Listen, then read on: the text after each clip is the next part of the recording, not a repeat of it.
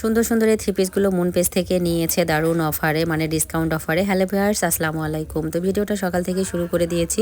গতকাল থেকে শরীরটা একেবারেই ভালো না, সর্দি জ্বর কাশ, তার সঙ্গে হচ্ছে আবার কাশতে কাশতে মনে হচ্ছে বুকে ব্যথা হচ্ছে। আর এই তো হচ্ছে কোনো কিছু খেতেও ভালো লাগতেছে না। তো সকালবেলা হচ্ছে আগে কিন্তু রং চা বানিয়ে আমি আজকে খালি পেটে খেয়ে নিয়েছি, অনেক অনেক আরাম পেয়েছি। তারপরে হচ্ছে এই তো রান্নাবান্নাগুলো শুরু করে দিলাম। আজকে মসুরের ডাল একটু পাতলা করে রান্না করব, পাতলা খেতে ইচ্ছে করেছে খুব। তার সঙ্গে হচ্ছে কাতল মাছের ঝোল এবং হচ্ছে শিল আলুর ভর্তা। তো শিল আলুর ভর্তাটাতে তো বেশি করে হচ্ছে একটু তেল দিয়েছি, সরষের তেল এভাবে দিয়ে এই আলুর ভর্তাটা খেতে আমার কাছে অনেক ভালো লাগে। আর যেহেতু মুখে একেবারেই রুচি নেই, ভালো লাগতেছে না, তাই ভাবতেছিলাম যে ভর্তাটা দিয়ে হয়তো বা একটু পেট ভরে ভাত খেতে পারবো। আর আজকে সকালবেলায় হচ্ছে আমার মাকে তো বিদায় দিয়ে দিলাম। তো মা তো হচ্ছে রুটি খেয়েছে, সকালবেলা আর ভাত খেতেই চাচ্ছিল না, যেহেতু চলে যাবে আজকে মেয়ের বাড়ি থেকে, তার মনটা ভীষণ খারাপ। আর প্রায় 1 মাস থেকেই এখানে। আসলে মেয়েদের মায়াটাই এরকম, যখন বাবার বাড়ি থেকে আমরা আসি তখনও হচ্ছে মন খারাপ হয় নিজের, মায়েরও। আবার যখন মায়েরা মেয়ের বাড়িতে আসে চলে যায়, তখনও কিন্তু দেখবেন চোখের পানি নিয়েই চলে যায়। তো মাকে বিদায় দেওয়ার পরপরই হচ্ছে এদিকে আমার হচ্ছে খালা শ্বশুরের মেয়েকে আসতে বলেছি। আমার বড় ননদ ওনাকে খবর দিয়েছি, যেহেতু আজকে হচ্ছে আমি স্কুলে যাব।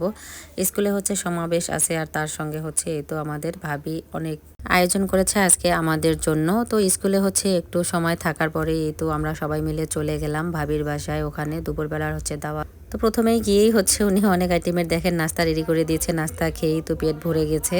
আর আমরা আজকে গেছি অবশ্য লেট করে, কারণ আমার এদিক থেকে যেতে একটু লেট হয়ে গেছে। ওনারা সবাই আমার জন্য ওয়েট করেছিল অনেকক্ষণ। আর ভাবি একটার পর একটা নাস্তার আইটেমে যে দিতেই আছে, উনি কিন্তু এগুলো হচ্ছে নিজের হাতেই সব কিছু করেছে, কেক থেকে শুরু করে হালুয়া, জর্দা পোলাও, শুধুমাত্র হচ্ছে মিষ্টি আর পেটিসটা হচ্ছে কেনা। আর ওনার কিন্তু পেজ আছে, অনেক আগের থেকেই উনি পেজ চালায়, খাবার ডেলিভারি দেয়। তো আমার সঙ্গে পরিচয় হয়েছে কিন্তু এই তো আমার ছেলের স্কুলে গিয়েই, বেশি দিন না আমাদের পরিচয় হওয়ার। তো মনের মিল যার সঙ্গে যার থাকে, কিন্তু সবার সঙ্গে কিন্তু আর বন্ধুত্ব হয় না। বাইরের জগতে দেখবেন অনেক ধরনের মানুষই আছে, যার সঙ্গে যার আর বন্ডিংটা ভালো হয়। তো নাস্তা খাওয়া দাওয়ার কিছুক্ষণ পরে বাচ্চারা হচ্ছে বাইরে একটু খেললো, আর আমরা সবাই মিলে তো বসে একটু হচ্ছে গল্প করলাম। আবার কিছুক্ষণ পরে এই যে দেখেন দুপুরের খাওয়া দাওয়ার আয়োজন, অনেক কিছুই রান্নাবান্না করেছে।